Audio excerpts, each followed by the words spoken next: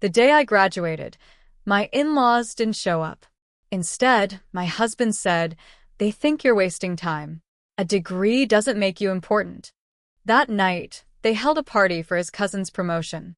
I wasn't invited, but when they found out who my new boss was, I graduated from the University of Washington with a master's in public health last May.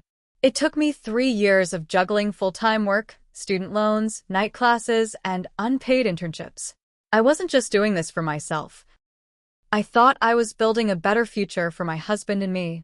I had pictured that day 100 times. Me in my cap and gown, smiling for photos, maybe my in-laws giving me flowers. I thought I'd finally be seen. I thought they'd finally respect me. Instead, my husband told me his family wasn't coming.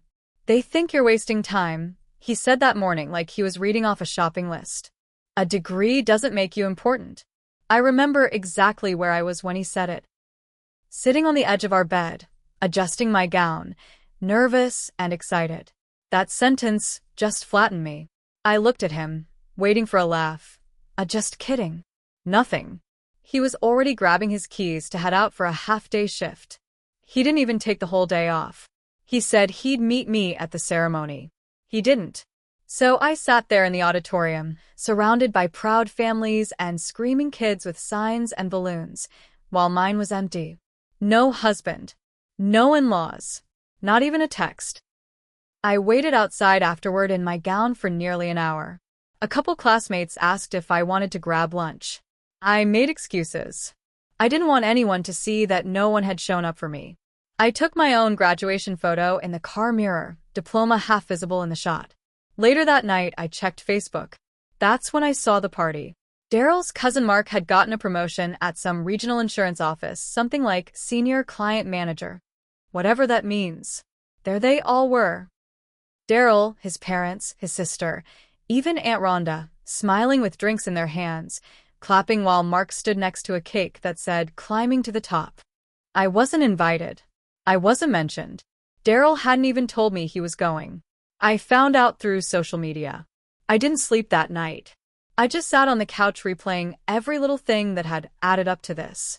Like how his mom would say I talked like a teacher when I explained anything. Or how she called my program that schooling thing you're still doing. Or how they'd always ask when I was going to give Daryl a baby, like that was the only value I had. I used to tell myself they were just old school. But that night, something cracked inside me. I stopped trying. 2 weeks later, I got the job offer that changed everything. It came in the form of a 2-line email from Dr. Elizabeth Morales. She had mentored me during my final year, and now she was offering me a full-time role in the Seattle Department of Health under a new citywide initiative. It came with real responsibility, public policy, funding, power. And then came the kicker. One of the contracts we'd be reviewing that quarter? A sanitation and health compliance proposal submitted by a local maintenance vendor, Daryl's father's company, and I was now on the internal committee reviewing and advising that contract. That was the first moment I smiled in weeks. I didn't say a word to Daryl. Not about the job. Not about the review board. Nothing. Because they didn't think I mattered. I was just a wife. Just a girl in school. Let's see how they handle finding out who I've become. I haven't made a move yet, but I will. The day after I got the job offer, I accepted without even discussing it with Daryl. I used to tell him everything, but not anymore. Something about that Facebook party broke something in me. I didn't want his input. I didn't want his support. I wanted to stand on my own. Orientation started a week later. I was quiet but observant. I paid close attention to how things worked, how contracts got approved, who held influence, and how quietly decisions were made that affected real lives. No grand announcements. Just meetings, documents, approvals, quiet power. By the end of my first month, I had access to every contract proposal submitted to the department, including the one for my father-in-law's company, Evergreen Facilities Group. Their pitch was basic: upgrade city sanitation services in 2 school districts. It wasn't a bad proposal, but it wasn't great. They'd used recycled templates, outdated health codes, and one glaring error in their equipment estimates. Normally, I would have flagged it like any other reviewer. But this one felt personal. I still hadn't told Daryl about the job. All he knew was that I was working downtown. I let him keep thinking it was admin level. He never asked many questions, never really cared about what I was doing unless it benefited him. That changed when his father showed up at our apartment one evening. I was folding laundry when I heard Daryl open the door.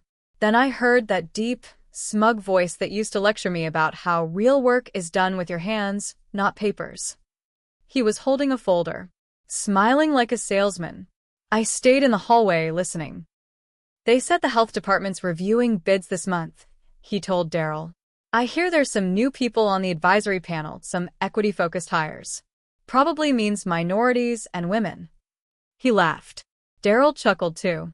That laugh stuck in my head like a needle. Like I wasn't a real person to them, just a category.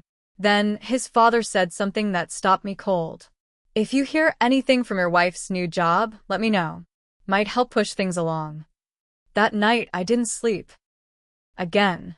I thought about all the times they ignored me, talked over me, mocked me behind my back. Now, they needed me, but didn't even know it. The next day, I met with Dr. Morales. I asked to recuse myself from reviewing Evergreen's contract due to a personal conflict of interest. She raised an eyebrow but nodded. "Good catch," she said. "That's the kind of integrity we need here." But here's the thing. I still saw the revised drafts. I still heard the meeting discussions. And I saw who didn't recuse themselves. A man Daryl's father had played golf with for years. They were trying to slide it through anyway. The game had changed. And I was going to play too. I started documenting everything: emails, contract versions, meeting notes.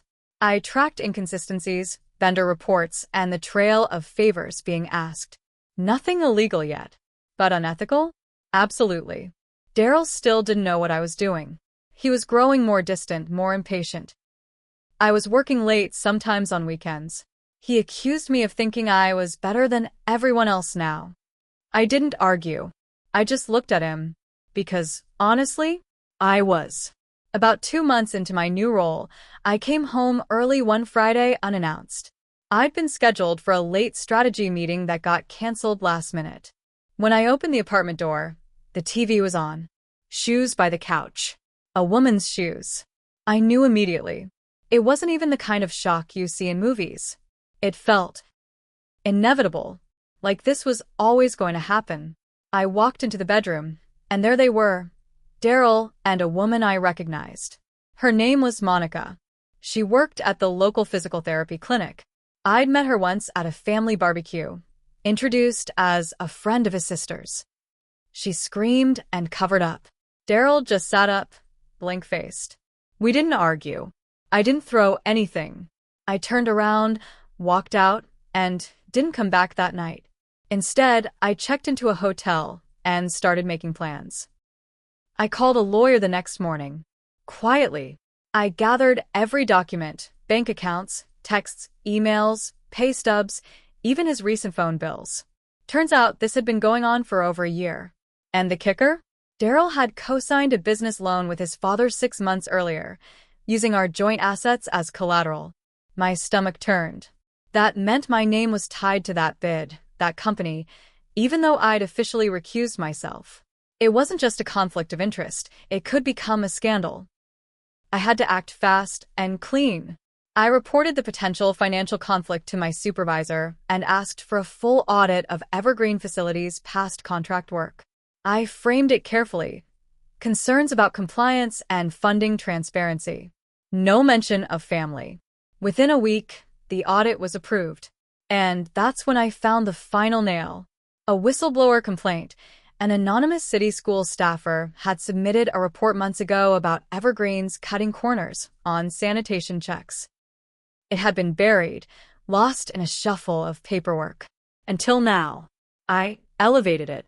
It triggered a full review, both internal and citywide. And while all of that moved behind the scenes, I filed for separation from Daryl. Quietly. No fight. No scene. He didn't even contest it. I think he knew, because suddenly he started calling more. Showing up. Saying he was going through a rough patch. Asking if we could work it out. But I wasn't the same woman who begged him to show up for my graduation. I was the one who now had a say in whether his father's company survived the year. And he had no idea. 2 months after the audit began, things started unraveling fast for all of them. The whistleblower's report wasn't just valid, it led to more. Other school administrators stepped forward with complaints. Incomplete cleanings, fake inspection reports, inflated invoices. Someone even sent in photos of expired sanitation products stored in elementary school janitor closets. And the signature on those reports? Daryl's father. The department launched a formal investigation. City attorneys got involved. Evergreen's pending bid was immediately suspended, and every active contract was frozen pending the outcome. That meant no money, no work, no payments. I didn't even have to lift a finger at that point. I stayed professional. Calm. Focused on my job. Dr. Morales pulled me aside one afternoon and said, "You did the right thing, reporting that conflict. It saved us from a potential scandal." I nodded, thanked her, and kept walking. Behind closed doors, Evergreen was bleeding. I heard through the grapevine that Daryl's father was begging friends for help, asking city contacts to vouch for him. But things had changed. His old connections didn't want their names near a scandal. Some distanced themselves. Others outright ignored him. Then came the subpoenas. I watched, silently, as local news reported that Evergreen was being investigated for fraud and mismanagement of public funds. The report included a photo of Daryl's father outside his office, ducking into a car. The story said the Department of Health had flagged the issues. I was the flag. It hit Daryl like a hammer. He showed up at my new apartment one evening, looking 10 years older, smelling like cheap whiskey. He started in on how hard things had gotten, how I'd humiliated him. "You ruined my family," he said. I let him talk. I let him whine. Then I said calmly, "You did that yourself. When you lied. When you laughed while they dismissed me. When you chose a party over my future." He didn't even deny it. A week later, I finalized the divorce. No alimony. No argument. I kept my name. I kept everything I'd worked for. Daryl moved back in with his parents. Or what was left of them. Their house. On the market. The company? Bankrupt 6 months later. I heard his father tried to start another business, but no one would sign off on a contract with someone who defrauded the city. His name was blacklisted quietly but effectively. As for me, I was promoted the following spring. I now lead a department initiative focused on ethical contracting and vendor transparency. The same people who laughed at me now had to sit across from me in meetings. I never raised my voice. Never made a scene. I just waited.